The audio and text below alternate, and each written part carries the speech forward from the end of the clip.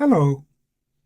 Today we'll talk about the second chapter of Unit 2, which is about the powers of the presidency or the powers and responsibilities of the executive. Now, powers of the presidency are covered in Article 2 of the Constitution, which stipulates the age limit, how the president will be elected, and what will be his or their formal responsibilities. Now, I'm not going to cover how the president is elected here because that's part of the last unit where we will discuss the electoral college and the primaries and then the general election. Now, important for you to know for AP Gov exam are certain aspects of the role of the president. Some of it we've already discussed, that the president signs all the bills and can veto the bills, nominates justices and all. But roughly speaking, if you get a question, it will either be about the formal powers of the president or informal powers of the president. So as a reminder, just remember the formal functions or powers of the president are that are stipulated and enumerated in the Constitution. These are the roles the president constitutionally has the power to perform. And then informal powers are the ones that the president might draw from the Constitution, but they may not be explained or mentioned in the Constitution. Now, just briefly, qualifications.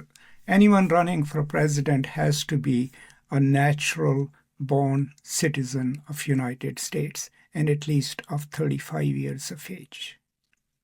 The Constitution gives certain clear powers to the president, and those include the president is considered the commander-in-chief of the armed forces of United States. The president can veto a legislation.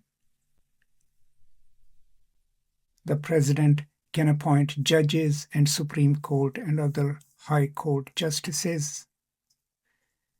The president can negotiate treaties and then grant pardons. These are the formal powers of the President of the United States. Now, informal powers include the president signing executive orders, signing what is called signing statements, and conducting executive agreements with other nations, with groups. And finally, one of the most powerful tools that the presidents have is the bully pulpit, which means that they can go to the media, they can have a primetime speech about an issue that's important to them, they can talk directly to the public. But if you look at the Constitution, the president's function is to implement the laws that the Congress has passed, right? And in order to do that, then the president is also in charge of the federal bureaucracy. All the secretaries that are part of the presidential cabinet run their own departments, right? And that's the large federal bureaucracy, which we will talk about, that runs the government functions, and president as the executive is in charge of that. So let's go to, first of all, the formal functions of the President of the United States. And the most important of them is that the President signs the bills sent to them. If the President doesn't like the bill or the law that is being passed by Congress, they can veto it. And if they veto a bill, it goes back to the Congress, but Congress can override it by a 2/3 majority. So that means both offices, the office of the president and the legislature, can kind of check and balance each other. But there are certain things that the president can do unilaterally, right? So the president can sign an executive order. They can write an executive order and say this thing from henceforth is not permitted. Now, the thing about executive orders is, of course, the next president can undo them, but also they can be challenged in court, and the courts can sometimes strike down an executive order. For example, just recently, the Supreme Court of United States declared that the tariffs that the President of the United States had put on different nations under the War Powers Act was unconstitutional. So the executive orders are quick. The president doesn't need the Congress for them, but they can be easily defeated in the court. Not easily, but they can be undone by the Supreme Court, but also they lapse or can be revoked by the next president. Now, the presidents also invoke what is termed the executive privilege, and that means that in the course of performing their duties, there are certain things that they assume or they declare that it is not in the best interest of the country to share them with the public, and then those documents and everything else is sealed, and even Congress cannot request it. According to the 1973 War Powers Resolution, the presidents cannot just deploy troops. I mean, they can, but within 48 hours, they have to inform the Congress. And then I think there is a 30-day limit that they can keep the troops in a territory and another 30-day extension. But after that, they need the congressional approval. Presidents can be impeached. They can be impeached in the House and then removed by the Senate. And we've already talked about it. So what are some of the important things for you to know for the exam? Of course, first of all, knowing the difference between the formal powers and the informal powers of the president is important, that we just talked about.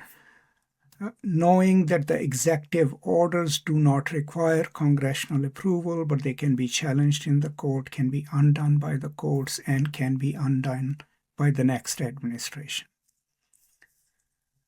That knowing a little bit about the presidential power to veto, the president can veto any bills, but Congress can override it.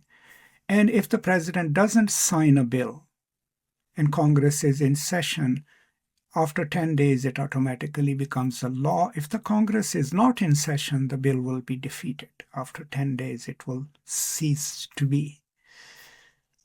And the bully pulpit we already talked about is the power of the president to directly talk to the public.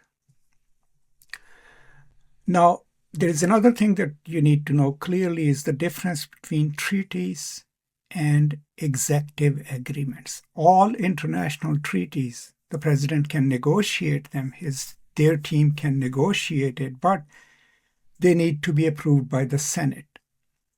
But executive agreements between the office of the US president and another nation do not need congressional or Senate approval. But the distinction is executive agreements in opposition to treaties. Appointments, the president nominates all cabinet members, but they need to be confirmed by the Senate. Similarly, the president nominates Supreme Court justices and appellate court justices, but they need to be confirmed by the Senate.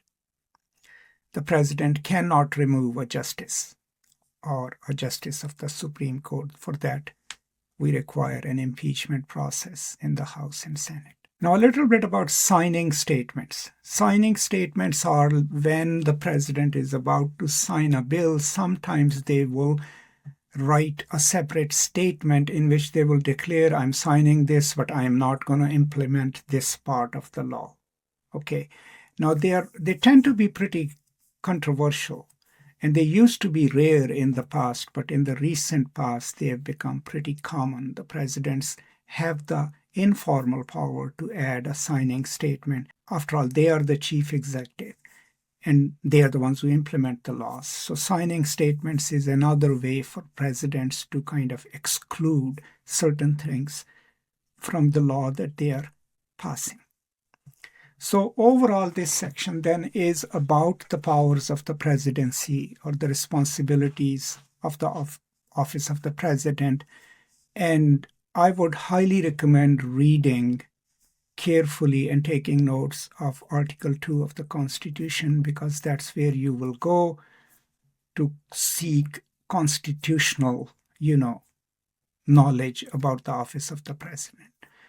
Now, please do keep in mind that until the 22nd Amendment, there was nothing in the Constitution that declared that a president will be elected only twice, right, for 2 terms. It was the 22nd Amendment, I think, ratified in 1951, that finally made it clear that no person shall hold office for more than 2 full terms. So keep that in mind. Maybe it will figure somewhere in the questions. So that's roughly all I have about this chapter of Unit 2, which primarily deals with the formal and informal powers of the president. And when we get to Unit 5, that's where we'll talk about how the presidents are elected and what is the Electoral College and the direct voting. That's all. Thank you, and hope this was useful to you. If you're watching it on YouTube, this lecture is part of my app on AP Government Prep. So the link to the app is in the description. Please check it out. The app is available both on Apple App Store and Play Store. And it pretty much covers the entire curriculum of AP Gov exam. That's it. Thank you, and peace and love.